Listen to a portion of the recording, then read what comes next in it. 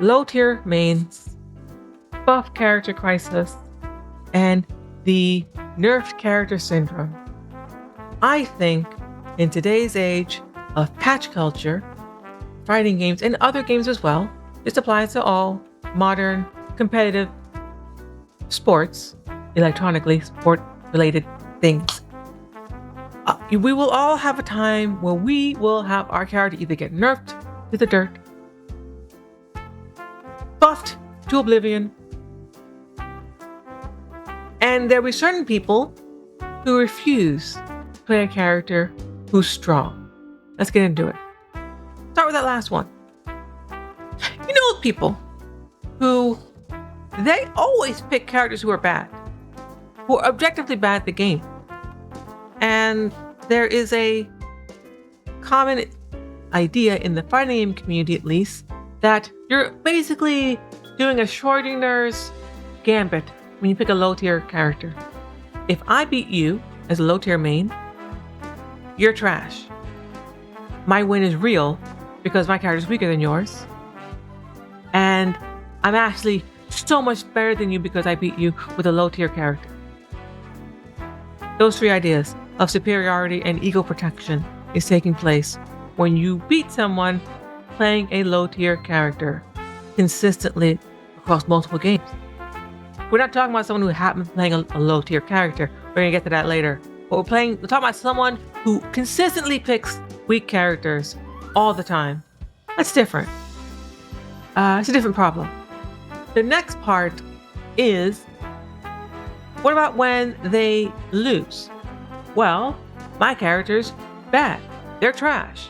So if I lose, it doesn't really matter if I lose. I don't have to feel like I really lost. There's no sense of true defeat because your character's bad. Of course, you're supposed to lose. You're expected to lose.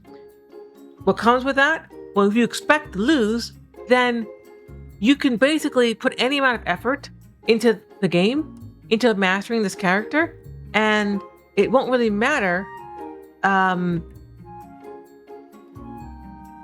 what comes of it. I tried really hard and I lost. Well, my character's bad, so it doesn't matter how hard I try, I'm going to lose anyway. Or I didn't try at all and I lost. Well, it doesn't really matter because my character trashed anyway, so even if I had practice, it wouldn't really make a big difference. You see how one can construct all kinds of barriers and blocks to protect your ego, to prevent yourself from taking stock of the reality that you are willfully choosing to play a character that on paper is not as strong as other characters. That's a choice you're making. There's no reason in a competitive environment other than, you like the character design, which is fine. I get that for one or two games here and there. But if it's a character across various iterations of a game, across various different types of games, across even play styles, you're constantly picking low tier characters, I would investigate why you're doing that and whether the low tier character picking is more a matter of you're trying to defend your ego state against the reality that you might be afraid of losing. And you might be afraid of really trying hard. If you pick a mid-tier even, well, if you lose, you truly lost. If you win, you probably won. But here's the next bit. Buff character syndrome. Or is it low tier? No, yeah, buff character syndrome, I think, right? Buff character crisis. So sometimes a low tier main will find that their character gets buffed because everyone knows they're bad, so they get buffed. What happens? They drop the character. Or they start thinking, I don't know if I want to play this character anymore. They really changed them too much. Or like, I think this is scrubby now. When really what's happening is that their character's getting stronger and they've now lost access to the legitimate excuse that they used to have, which was, my character's bad, so my losses aren't really mine. And my character's bad, so if I beat you, I'm really way better than you. And if I played a better character, I'd be beating you more often. When in reality, there's no guarantee that'd be the case. You could play the other character. Why don't you just do that then? Why don't you just do it? Well, 'cause I don't want to. Well, I mean, that's a skill issue, man. Like, Bam, you don't have to do that. No one's forcing you to do that. Let's get it. Back to the follow.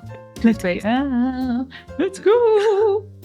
So that's one kind of, response to the buff character syndrome. Oh God! The next love it.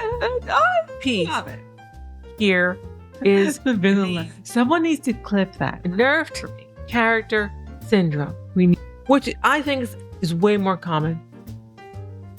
What is Nerfed Character Syndrome? Or I'm calling it anyway. Nerfed Character Syndrome is when you see any little change to your character as a nerf. And it's like when you're playing soccer or football for my non-American pigskin throwing fans here. When someone gets fouled and they roll on the ground and they cry and scream and they try to draw a card or free kick.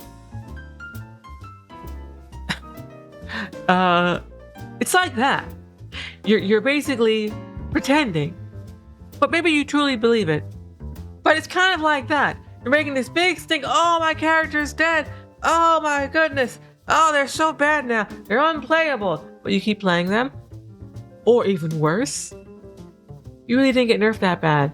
You really didn't get nerfed that bad at all. You just want to complain about a change that maybe was a good change. That was healthy for the game. Perhaps. Potentially. Or even more deviously, because of the way past culture now works and how Twitter works and how our developers do listen to us, despite what many think.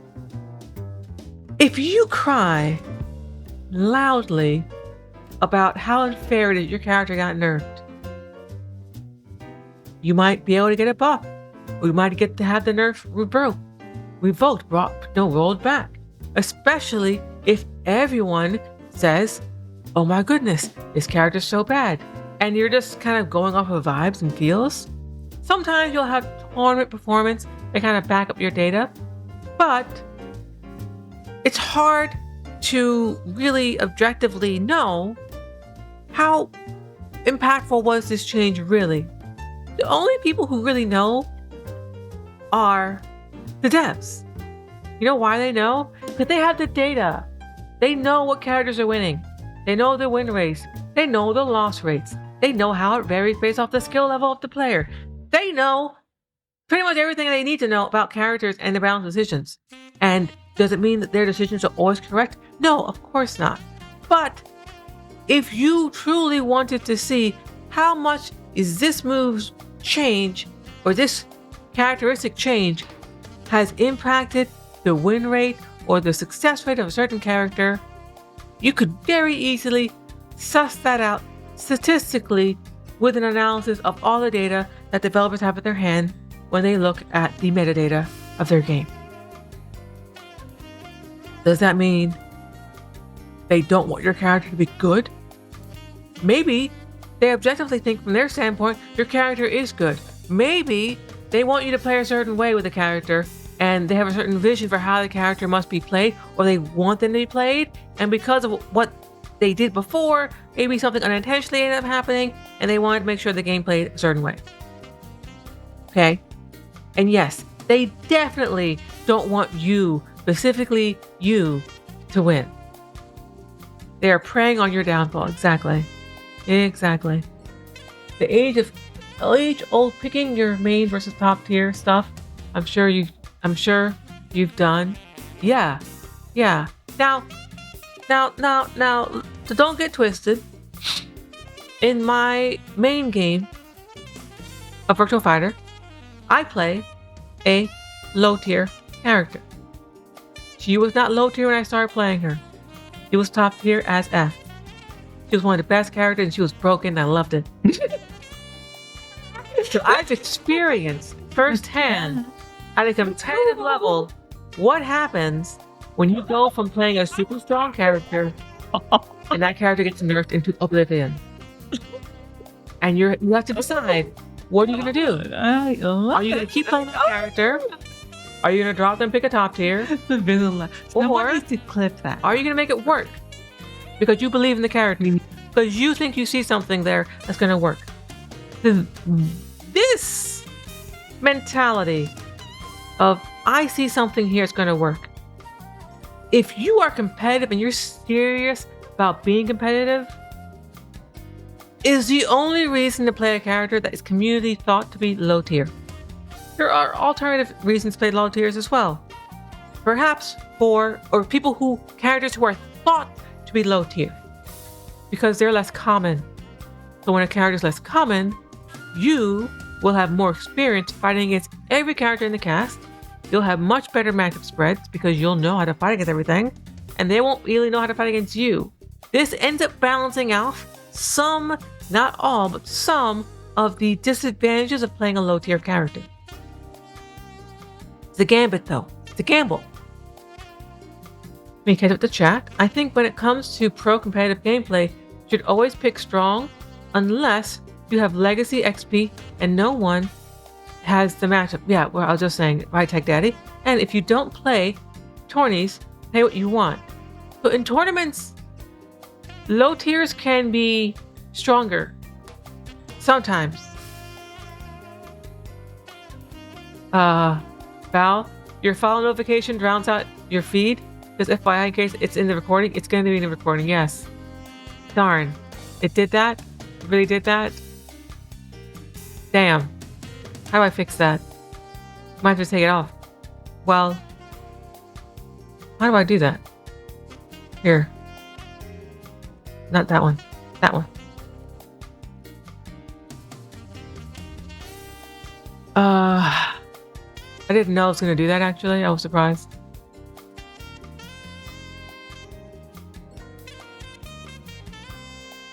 I could just cut that part out.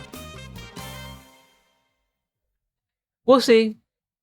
Maybe we won't be able to cut it out. And if it does, we'll just survive. Where was I flowing from and to? Hey, Hot Sauce. The dirty secret of playing Eileen. Yes, it is dirty secret of playing Eileen. I play Zato. He looks so cool. Yeah. So he will twist the difference between playing to win and picking a top tier to win. They're totally different. Exactly.